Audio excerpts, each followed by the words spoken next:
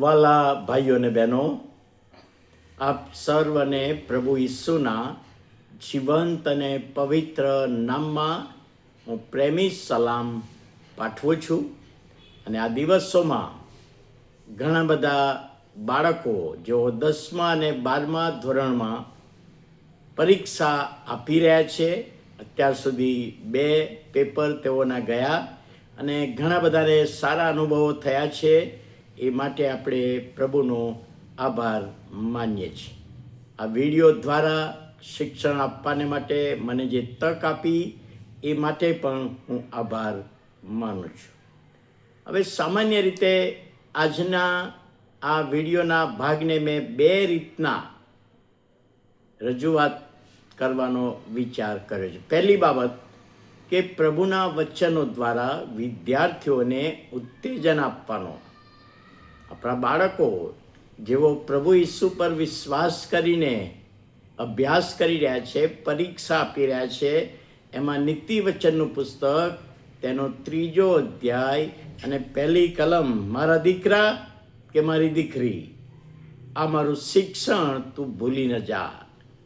સુલેમાન રાજાએ આ વચનો આપ્યા અને એ વચનો પ્રમાણે બાળકોને એક શિખામણ આપે છે કે પ્રભુનું વચન તું ભૂલી ન જા.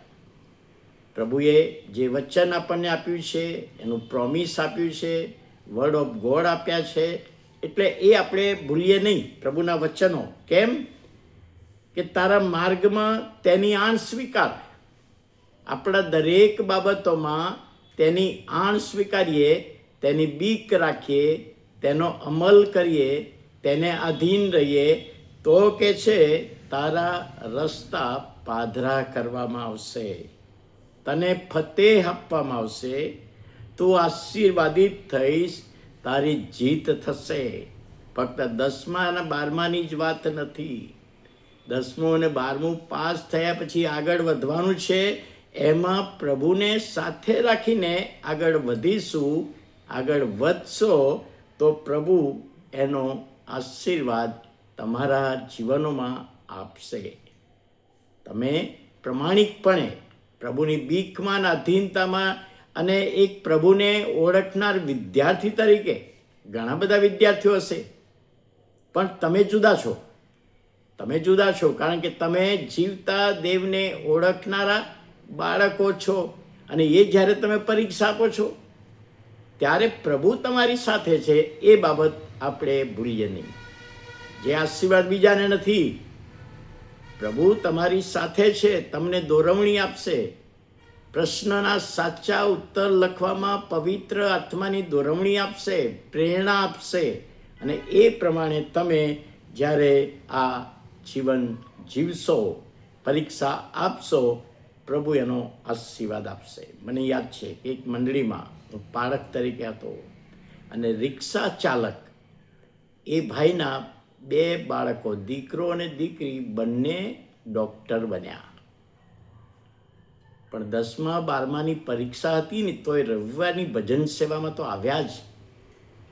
પ્રભુનું ભજન કરવાને માટે પરીક્ષા તો છે, પણ પહેલું મારો પ્રભુનું ભજન, એટલે પહેલાં પ્રભુને સ્થાન આપ્યું. અને આજે મને બહુ આનંદ છે કે ભાઈ ને બેન બંને ડૉક્ટર બન્યા પ્રભુની કૃપામાં. આ વિદ્યાર્થીઓ માટે છે.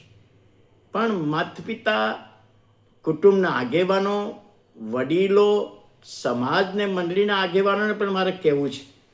આટલા વર્ષના 42 વર્ષ મેં મેથોડિસ્ટ મંડળીમાં જુદી જુદી મંડળીઓમાં સેવા આપી. અત્યારે નિવૃત્ત છું હું, રેવરન્ડ યાકુબ મેકવાન. પણ જે મને અનુભવ થયા છે, જે ખરેખર અત્યારે એમાં સુધારો લાવવાની જરૂર છે.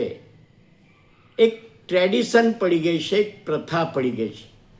મારો મિત્ર છે, એનો છોકરો કે છોકરી 10મામાં છે, 12મામાં છે, એટલે પેન લઈને જવું જ પડશે, નહીં તો એને ખોટું લાગશે.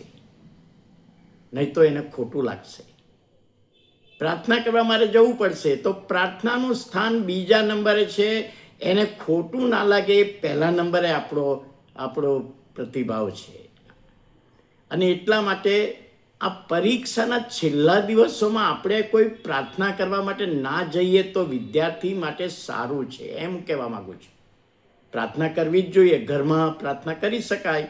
આખું લાંબુ લિસ્ટ લઈને બેસીએ અને પ્રભુ તો પ્રાર્થના સાંભળવાનો જ છે, પણ એ વિદ્યાર્થીને દખલગીરી ના થાય.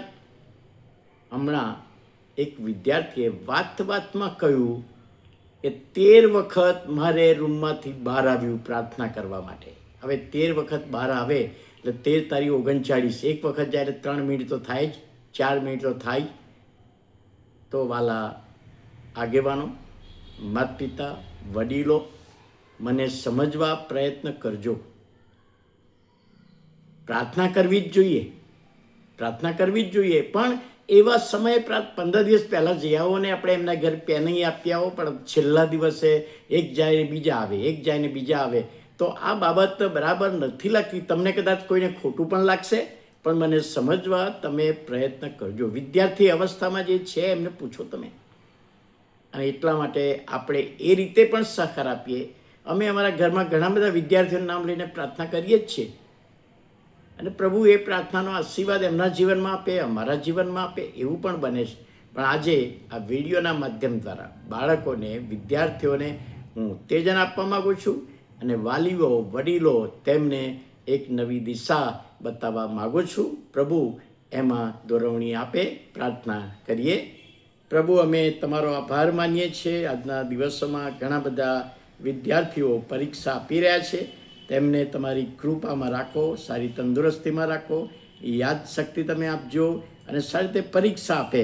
અને વાલીઓ, વડીલો અને મિત્રો તરીકે અમે પણ તેઓના માટે પ્રાર્થના કરીએ, અમારા ઘરમાં રહીને પ્રાર્થના કરીએ. તમારો આશીર્વાદ આપો. ઈસુ પ્રભુના નામમાં સાંભળો, માન્ય કરો. આમેન.